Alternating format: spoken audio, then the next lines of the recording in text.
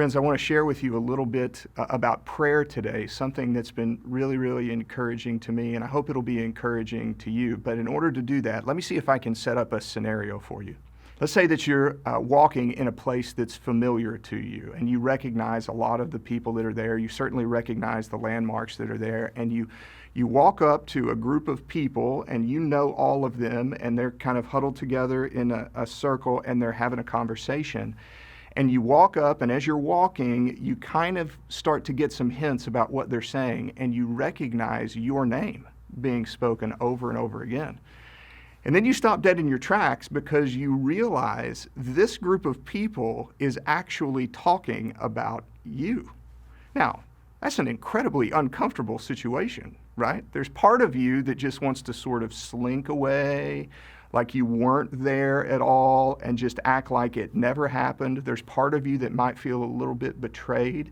And then there's part of you maybe that actually wants to barge into the conversation and say, hey guys, I can go ahead and clear up some of these things that you're talking about right now. Now, imagine the same scenario, walking up, a conversation is going on, but instead of the people talking about some character trait you have, or some financial move you've made, or some choice that's become apparent in your lifestyle, or something like that. Imagine walking up on a group of people, and those people are talking about how to help you in a struggle that you're having. Or they're talking about how gifted you are in a certain thing. Or they're talking about some measure of aid that they can give because they know something is happening with your family or your close friends. Now, that's an entirely different situation. It might make you feel a little bit uncomfortable too, to know that these people are talking about you, but in the end, it bolsters your love for those people because you know that even when you're not there, those people actually have you on their minds and in their hearts.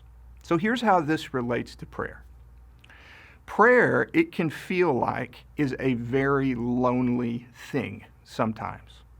I mean, a lot of times it's you in your closet, you by the bed, you laying awake at night, and you hit your knees or you fold your hands and you start to pray, and it's just you. It's you and your thoughts and the Lord.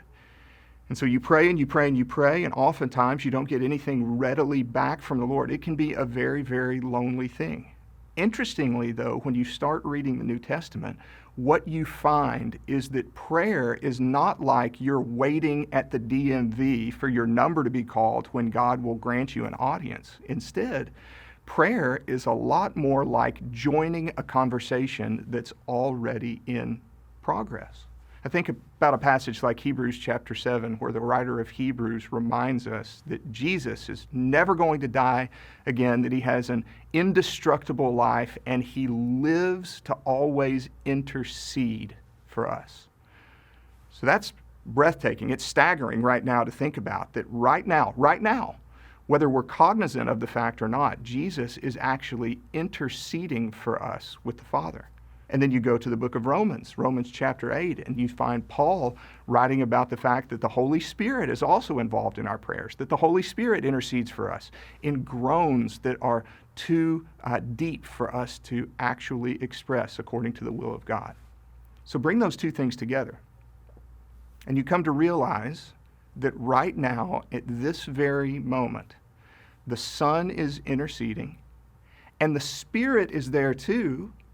And they're all talking together, the members of the Trinity. There is this ongoing conversation happening in ways that we cannot understand. That right now we are being prayed for, that we are the subject of a divine conversation. So when you hit your knees, when you fold your hands, when you lay awake at night, when you start to pray, consider the fact that you're not knocking on the door of heaven hoping to be recognized and let in. Instead, you are walking up to a conversation that has already been happening about you, your needs, your struggles. And that's a very, very encouraging thing for me today.